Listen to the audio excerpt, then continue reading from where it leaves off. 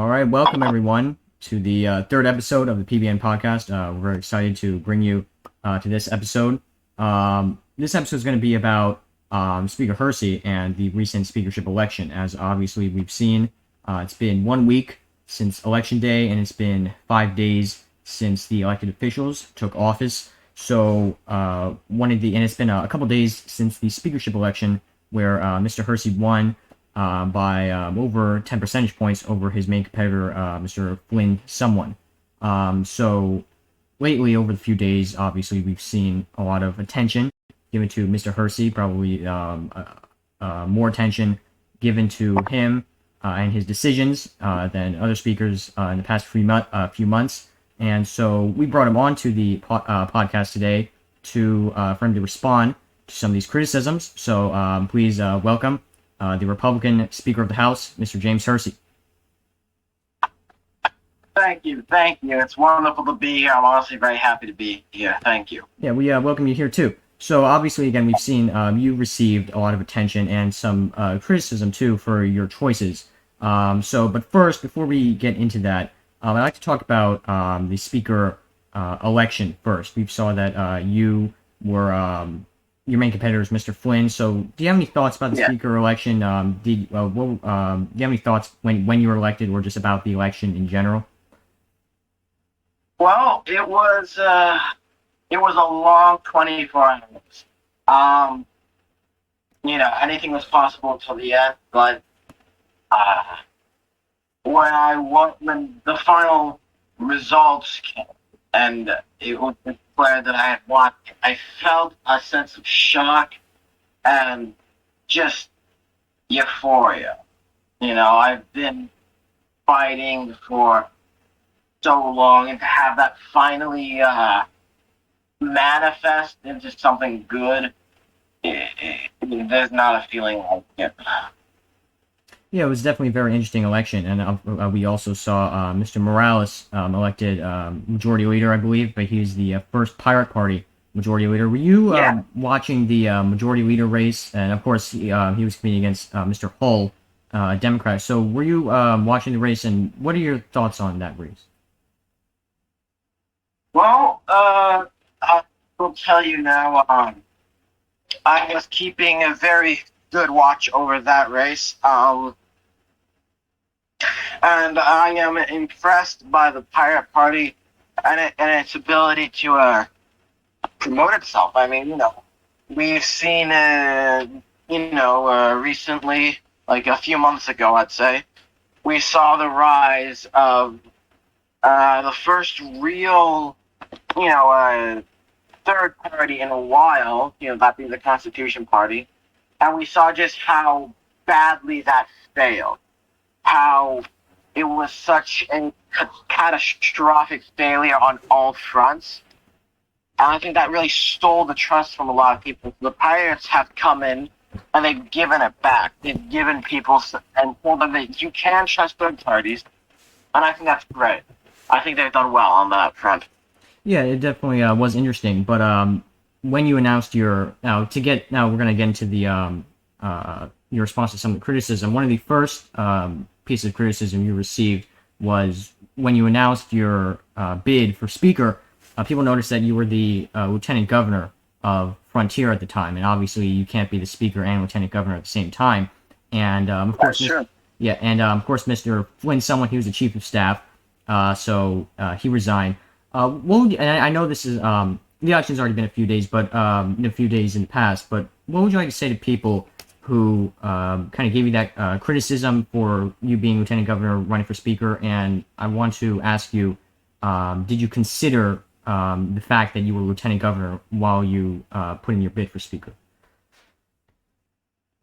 The thing is, the office of Lieutenant Governor is not one that's mandatory. The government does not need a Lieutenant Governor to function. And that's been very clear. The entirety of Governor Madigan's second term, he did not have a Lieutenant Governor. Now, I agreed to be Kelly's Lieutenant Governor when she decided she was going to run. And I made it clear to her that if I we won, I was going to run for speaker, and if I won, I would resign.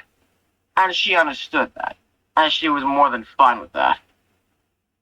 And that was always the understanding.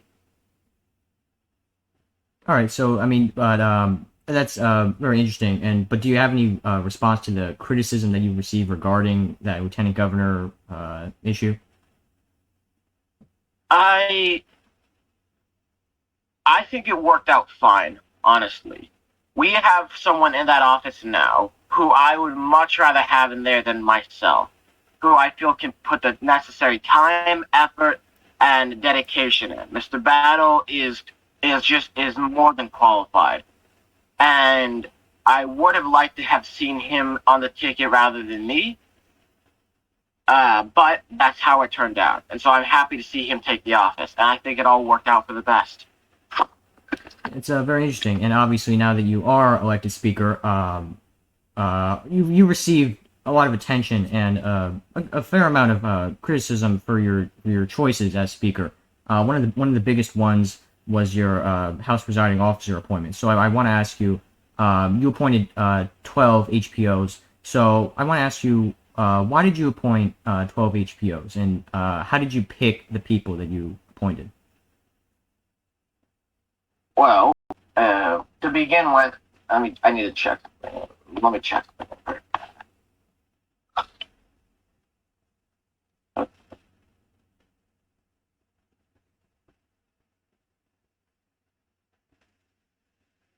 Well, to begin with, I chose from the outset to have a large team. The reason for that was to ensure that regardless of time, no matter what, if a gentleman had a question, an inquiry, a motion, any business with the House of Representatives, they would not have to wait to have it dealt with. Because I did not see that as something that should happen. If you have something you need taken care of, you have it taken care of. And right now, by the way, we do not have 12 HPOs. There are only 11. And I made it very clear to my team that activity is a prerequisite. If you are not active, you are not going to be here. And so you'll see in the next few minutes that our team is going to be cut around in half. Yeah, I see that. So I just I just want to ask you, do you think that 12 HPOs is a good number? Do you think that perhaps like 6, 7, or 8 would have sufficed? I think it doesn't really matter. The issue we're facing is that if they're active, that's wonderful. And if they're not active, that's upsetting, but they can be removed, and no one will, it doesn't change anything. I made this clear, and I've outlined it over and over again. We'll do the same thing here again. I appointed so many for 2 reasons. First one being keep the House online, always. The second one being because it teaches new and excited members how procedure works, how the operations of the House are daily. When I became a House presiding officer around 3 months ago under Speaker Constrictor, I had no procedural knowledge. Absolutely, I knew nothing. I did not understand how the House worked in the slightest. You ask me what a point of order is, I don't know. I have no idea. And so, being allowed to be a presiding officer gave me time and field experience to learn what I need to know. And I've seen success with that already. My Speaker Pro Tempore Xander is learning immensely, and he already knows a lot, but he's learning more. And presiding officer Corey is done well, amazingly, and he's been inactive. So when I begin to fire people for inactivity, he will not see himself on that list. Yeah, and you mentioned firing people for inactivity, and that was one of the other points of criticism that you received, because some of the HPOs you appointed were more than competent, and former speakers, for example, former Speaker Reyes, Noah, many very distinguished and well-known people who serve as good speakers. But other people pointed out that you appointed for House presiding officer some lesser known people like Reville or Aaron Shore. Personally, and I haven't heard of them a lot. So are these kind of people going to be the people who you will be letting go as House Presiding Officer? I will always make it a point to give people who are unknown or overlooked a voice. Give them a chance. Now, the decision to utilize that chance and make something of it is not mine, it is theirs. If I give you a shovel and tell you if you start digging, there's a mountain of gold on the 6 feet below the ground, and you don't dig, you just sit there, I can't help you. But I've given a lot of people chances, and I will continue to do so. I will not abandon that practice. Will I have so many? I will not. But I will give people chances if they want them. And all of these people I reached out to personally, and I asked them if they wanted this, and they said that they did. So it's a little bit upsetting to see that they've done nothing with it, but that is how it works. And so those who've done nothing will not see themselves as a member of the team much longer, because that's how it has to be. The functioning of the House requires that if someone is dragging things down, they are relocated. It's very interesting, and that was your HPO appointments was given a lot of attention, but some other attention was given to your some of your speaker announcements. As we've seen, you've made a good number of speaker announcements, especially when compared to previous speakers. One of them was your announcement regarding plagiarism. We've seen a couple of cases of plagiarism in the House and in state governments. Some people were concerned with you saying that the consequences for plagiarism would be severe punishments and other similar words that people thought were a little too harsh. So I know you've kind of already you've had a lengthy debate with Minority Leader Hull on the House floor a couple of days ago about this. But do you have any? Why did you choose the wording when you decided the punishment for plagiarism for representatives? I could have probably chosen a bit better for the wording confusion, but I chose the wording I did to make it clear and understood that plagiarism is it's a disgusting and vile disease, and we are going to cut it out. And if you're caught, there are going to be serious repercussions. The punishment would be brutal and severe within the rules of what we can do to representatives. So could you how we properly punish representatives for breaking the rules of the House? So thank you for that. But could you explain to me and the other representatives who might be wondering what exactly severe punishments include? Would it be some sort of like a censure or reprimand, or what exactly do you have in mind for someone who plagiarizes? Well, it's not a black and white. There are degrees. All plagiarism is bad, but there's a difference between, copying a sentence and an entire book. So, it would have to be taken case by case, but possible punishments would be censure, reprimands, removal from the House for the rest of the day, maybe 2 days. The idea is to show that this will not be tolerated. You do this, we're going to make sure you don't do it again.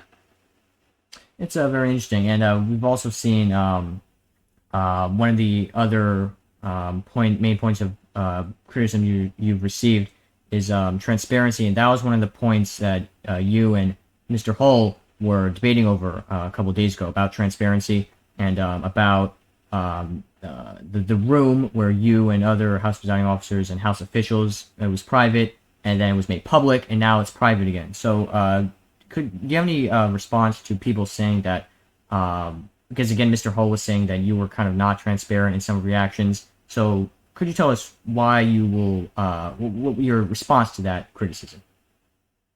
I've been very transparent. I made a pledge to honesty and transparency. I have upheld that. Now, I believe personally that the minority leader, I understand where he's coming from.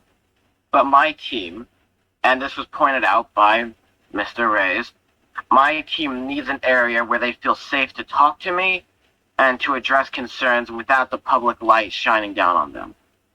The area I have created, a special room, exists simply to coordinate with my team for a more functional house. It is no different than a larger than usual cloakroom.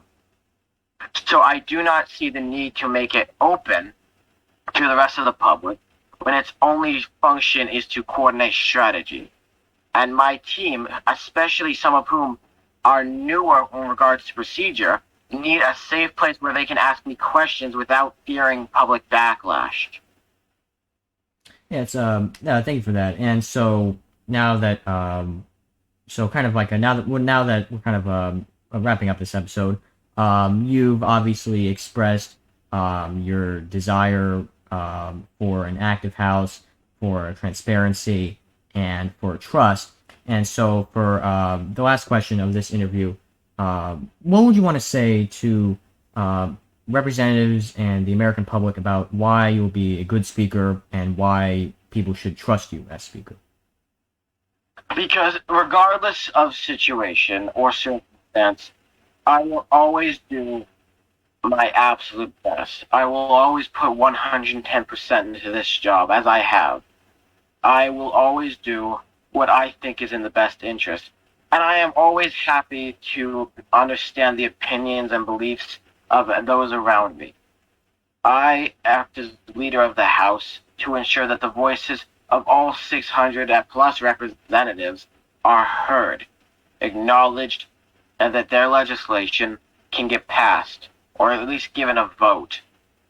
That's my job, to make sure that legislation is heard fairly, and I'm always going to do that. I have made a dedication to be absolutely impartial. I'm not going to vote on anything. I will not give my opinion on legislation within this chamber, because I want to make it clear to all parties that if you are a member of this House, you are safe here. Your legislation will be treated just the same as anyone else's. If you genuinely think it should be passed, then it's not my job to interfere with that whatsoever. All right. Now, we've had speakers in the past who have acted horribly, whether it be refusing to put up a budget, or pulling down an amendment from vote that you don't like, or, speakers who just weren't there and didn't do their job. We've had bad speakers who just don't have it in them. I am not one of those speakers. All right. And I know that was technically the last question, but as you mentioned, you're not one of those other speakers. So just this is basically the final question. Do you have any previous speakers that you might kind of model yourself after, or anyone in particular who you like as speaker? Yes, I'm actually quite fond of several of our past speakers. I am quite fond of former Speaker Mac, who I still hail as one of our best speakers of the House because of her transparency, activity, honesty, and just constant communication. I hail her as one of the best of her time. I also quite appreciate speakers Benjamin Bean and Jimmy Johnson, who I felt during their times did very good, and were competent actors. I also I would say my favorite and the one I took closest mentorship after would be Noah Constrictor. And I try and model my speakership like his. I also have a great respect for Speaker Reyes. I don't respect everything he did as speaker. I decided not to appoint two pro tempores because that's an insane thing to do. But I respect him, and I think he did an overall good job. That's why I fought against his removal, because it was a ridiculous sham. So I fought against it. I have respect for Speaker Romario. Romario did a good job as speaker, even though I beat him in an election. I'm thinking about someone else. I'm thinking about Flynn. But yeah, I have a good respect for Romario. And, Flynn, even though I beat Flynn in an election for Speaker, he's someone I have great respect for as well. And I think he would also make a good Speaker one of these days. All right, thank you for that. And that wraps up episode 3 of the PBN podcast. We're, again, very excited to be bringing you this. And that was Republican Speaker Hersey, the current Speaker of the House. Thank you, Mr. Hersey. Of course, thank you. Thank you very much. Yeah, you're very welcome. So, again, that's the end of episode 3. We really hope you enjoy. And we're looking forward to episode 4 coming out in the future. So stay tuned for that. And I hope you have a good day. And we'll see you next time. Goodbye.